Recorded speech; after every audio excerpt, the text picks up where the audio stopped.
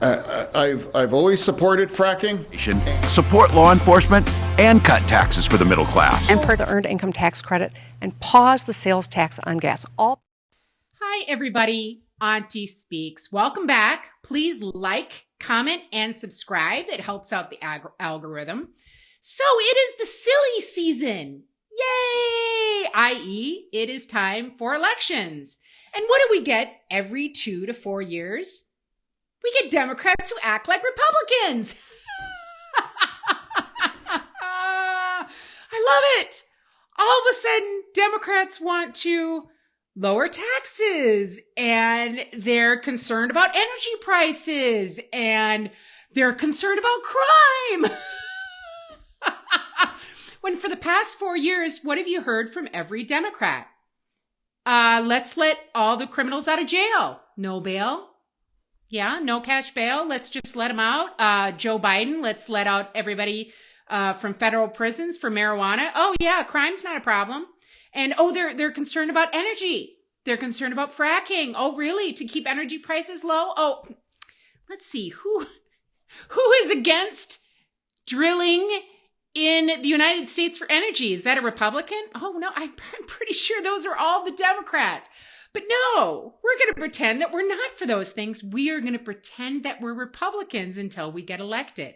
So let's start where all the craziness started. No, not New York. I'm talking about all the riots. Let's start in the good old state of Minnesota and George Floyd. Up in Minnesota, they have an attorney general called Keith Ellison. Yes, and he is quite a interesting character. Let's look at his campaign ad.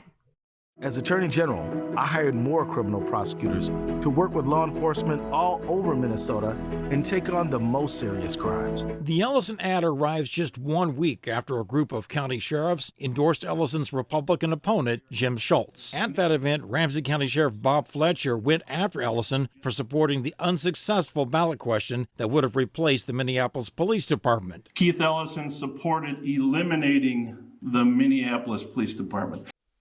Isn't that just wonderful? He's hired more prosecutors, but he wanted to get rid of the Minneapolis Police Department. Oh, here we go. Here's the governor of the same state talking about law enforcement and taxes. Let's see what he says. Support law enforcement and cut taxes for the middle class. Yeah. He's going to support law enforcement. Right. If you don't know anything, I read a bunch of news, of course, after the whole craziness. The city of Minneapolis has lost 300 officers.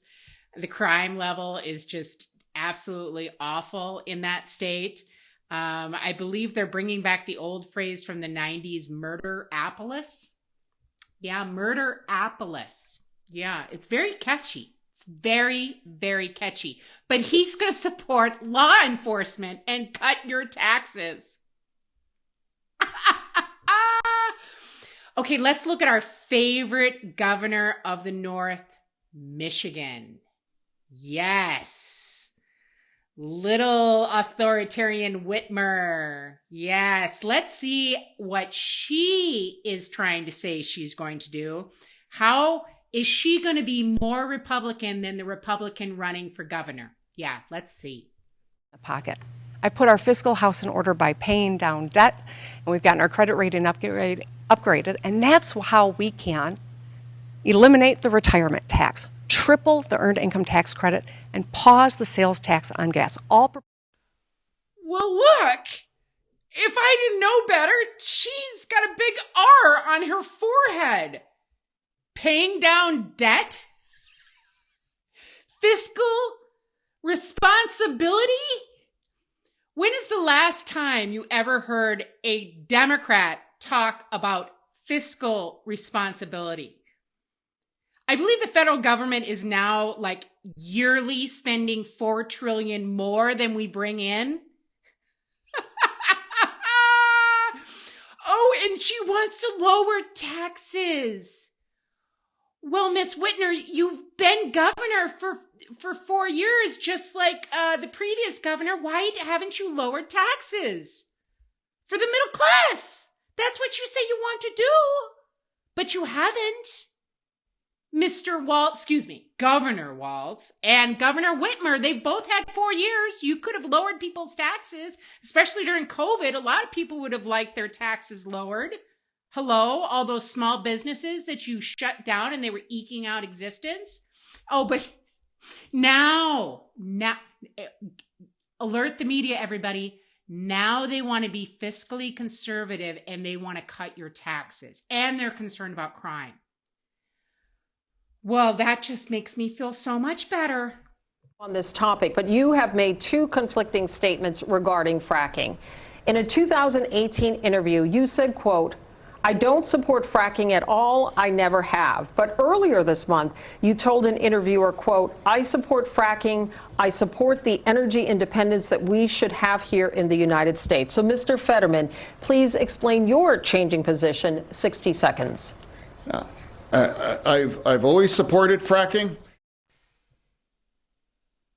I don't want to punch someone when they're down. I think that that explains itself. And much more to do. It's why she proposed historic tax cuts for middle-class families and small businesses hit hard by the pandemic. She's pushing to create thousands of new infrastructure and clean energy jobs, keeping our schools open, our families healthy, and our economy strong. This is Kathy Hochul. Well, my goodness, she sounds like a super, super scary Republican. Well, she wants to cut taxes on small businesses. She wants to keep our schools open and create more jobs. She's just, oh my goodness, she is just elephant in waiting. Kathy Hochul is the current governor of New York. Now, when you say New York, what do you think of? Well, crime. Let's see what she says about crime. Yes, Governor, two questions about the new Siena poll, if I may. The first one is that 3 out of 4 New Yorkers fear they could be the victim of a violent crime, yet only around a third think that their governor is doing an excellent or good job. What do you say to that? Well, yesterday, literally 24 hours ago, we signed a nation-leading, historic violence prevention package that New Yorkers are just learning about. No governor has done as much as we have and as fast a time to address the specter of crime and gun violence in our streets. People's anxieties, there is a lot of fear all across this nation. Crime has been going up since the pandemic and people are anxious. I understand that. Governor, these are master manipulators. They have this conspiracy going all across America to try and convince people that in democratic states they're not as safe. Well, guess what? They're also not only election deniers, they're data deniers. The data shows that shootings and murders are down in our state by 15%, even in New York City, down 20% on Long Island. So first, she understands why people are concerned with crime, because crime is getting really, really, really bad in New York, really bad. And she understands. And no governor has done more than Ms. Hochul on preventing crime. Yeah. Here's some crime stats. Yeah. Okay. Whatever you say, Hochul. And then it's getting so bad, she's actually in New York. She might lose New York, like the bluest of blue state. Now she's saying, nothing to see here. There's no crime. It's all a myth that the Republicans have made up. Blue cities are not having crime waves. Yeah, that's why you're afraid to go downtown. I don't know about you, but I don't go downtown anymore unless it's like noon to 1, so as not to get carjacked or shot. And no, I don't live in New York. But I live near one of those big states, and yeah, crime is bad. But it's not bad, because Kathy's just going to look you really in the eye and say those Republicans are lying. They're data deniers. Data deniers. Okay, guys. So this is a little bit of fun. Democrats, if you're going to scream defund the police for years and years and years, and then, let people out of jail, let a murderer out with no bail, let a man get arrested 3 times in 36 hours and let him out again with no bail, then crime is your fault. And you know what? 2 weeks before an election, you can't pretend to be a Republican. It doesn't work, but maybe it does. Maybe it does. Maybe independents out there and Democrats are going to go, they didn't lower taxes for 4 years. And yes, they did everything they could to shut down every single portion of U.S. energy. And yes, they've increased gas taxes and all taxes on businesses. But if we reelect them, they won't do it again. Yeah. Okay, guys. So this was a little fun. So go vote red. Wasn't there some famous, we got a country to save. Yeah. Wasn't that, I think it was Rush Limbaugh. I never listened to Rush Limbaugh, but I think that was his phrase. So we got a country to save, guys. Like, comment, and subscribe. We'll see you in the next one.